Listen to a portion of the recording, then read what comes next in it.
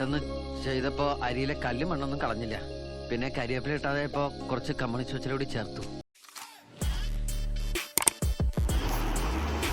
Hi guys, തക്കുടും വീഡിയോയിലേക്ക് സ്വാഗതം. ഇന്ന് നമ്മൾ ഉണ്ടാക്കാൻ പോകുന്ന ഒരു അടിപൊളി റെസിപ്പിയാണ്. ആദ്യമായി 1 കിലോ ബസ്മതി റൈസ് നല്ലപോലെ കഴുകി വെള്ളം തോരാൻ മാറ്റി വയ്ക്കുക.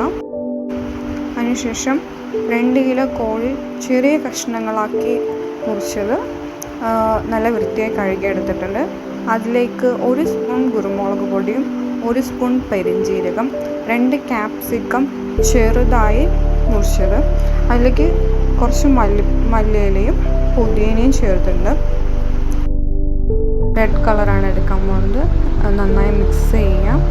എന്നിട്ട് നമ്മളിവിടെ എടുത്ത് വെച്ചിരിക്കുന്ന മാഗി, ആ മാഗിനെ നന്നായി പൊടിച്ചിട്ട് ചേർക്കുക. അതിനുശേഷം ഓയിൽ, നമുക്ക് ചിലർ കുറച്ച് ഓയിൽ ഉപയോഗിക്കുള്ളൂ, ചിലർ നന്നായിട്ട് ഓയിൽ ഉപയോഗിക്കും. അപ്പോൾ അതിലേക്ക് സൺഫ്ലവർ ഓയിൽ കുറച്ച് ആവശ്യത്തിന് നിങ്ങൾക്ക് എങ്ങനെയാണോ അതുപോലെ എടുത്ത് ചേർക്കാം. എന്നിട്ട് പിന്നെ അതിലേക്ക് ആവശ്യത്തിന് ഉപ്പും. അതിനുശേഷം നന്നായി മിക്സ് ചെയ്തതിന് ശേഷം 2 മണിക്കൂർ അതൊന്ന് സെറ്റാകാൻ വേണ്ടി മാറ്റി വയ്ക്കാം.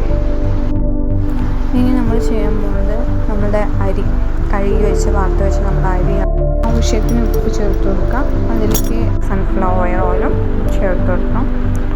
പട്ട, കറാമ്പ്, ഏലക്ക ഒരു 2-3 ഇട്ടാൽ മതി. ഒരുപാട് ഇട്ട് ആ ചോറിന് ഒരുമാതിരി കുന്നൽ വരും, അത് ഒഴിവാക്കാൻ വേണ്ടിയിട്ടാണ്. ആവശ്യത്തിന് അതിൻ്റെ ഒരു മണം, ആ ഒരു ഇത് കിട്ടാൻ വേണ്ടി മാത്രമാണ് നമ്മളൊരു കുറച്ച് 2-3 ചേർക്കുന്നത്. നന്നായി തിളച്ച് വന്നിട്ടുണ്ട്. നമ്മുടെ വെള്ളം നന്നായി തിളച്ചു. നമ്മൾ കഴുകി എടുത്ത് വെച്ചിരിക്കുന്ന നമ്മുടെ ബസുമതി റൈസ് നമുക്ക് എന്ത് ചെയ്യാം, അതിലേക്കൊന്ന് ആഡ് ചെയ്ത് കൊടുക്കാം. അതിലൊന്ന് ഇട്ട് കൊടുക്കാം. റൈസ് അവിടെ വെന്ത് വരികയാണ്. ഇനി നമുക്ക് ചെയ്യാനുള്ളത് എന്താണ്, നമ്മളുടെ 2 മണിക്കൂറായി നമ്മുടെ കോഴി അവിടെ സെറ്റാകാൻ വേണ്ടി നമ്മൾ മാറ്റി വെച്ചിട്ടുണ്ട്. അതെന്ത് ചെയ്യുക, അത് നമുക്കെടുത്ത് വേവിക്കാൻ വെക്കാം. നമ്മൾ ആ കോഴി വേവിക്കാൻ വെച്ചിട്ടുണ്ട്. അത് വെന്ത് വരാറായിട്ടുണ്ട്. കോഴി നന്നായി വെന്ത് വരുമ്പോൾ അതിൽ എന്ത് ചെയ്യണം, ലോ ഫ്ലെയിമിൽ വെക്കാം. നമുക്ക് ആ കോഴി നമ്മുടെ നന്നായി വെന്ത് വന്നു, കണ്ടല്ലോ, നന്നായി വെന്ത് വന്നിട്ടുണ്ട്. ആ വെന്ത് വന്നതിലേക്ക് എന്ത് ചെയ്യാം, വേവിച്ച് വെച്ച ചോറ് അതിന് മുകളിലേക്ക് ഇട്ട് കൊടുക്കാം.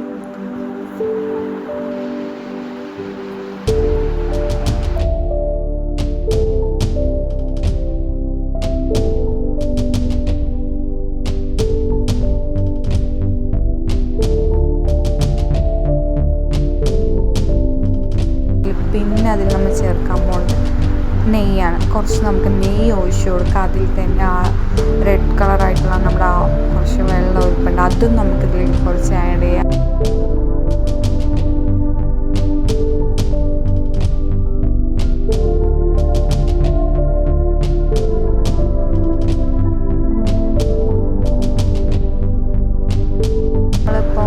അത് കഴിഞ്ഞിട്ട് റൈസ് കുറച്ച് നേരം ഒരു ആവിയിൽ കനലിൽ വെക്കൂലേ, അതെല്ലാവരും എങ്ങനെ ചെയ്യുക, എന്താണ്, നമ്മൾ റൈസ് വെച്ച് മൂടി പാത്രം മൂടിയതിന് ശേഷം അതിൻ്റെ മേലെയാണ്. പക്ഷേ ഇവിടെ നമ്മൾ അങ്ങനെയല്ല, വെറൈറ്റി ആയിട്ടാണ് നമ്മുടെ മന്തി റൈസിൽ നമ്മൾ ചെയ്യുന്നത്. ആ റൈസിൻ്റെ ആ സെൻറ്റർ ഭാഗത്തൊക്കെയായിട്ടാണ് നമ്മുടെ ആ കനൽ ആ പാത്രത്തിലാക്കി വെച്ചിട്ട് ആ കനൽ ഒരു 15 മിനിറ്റ് ആ കനൽ ആ റൈസിലേക്ക് ഇറക്കി വെക്കുകയാണ് ചെയ്യുന്നത്.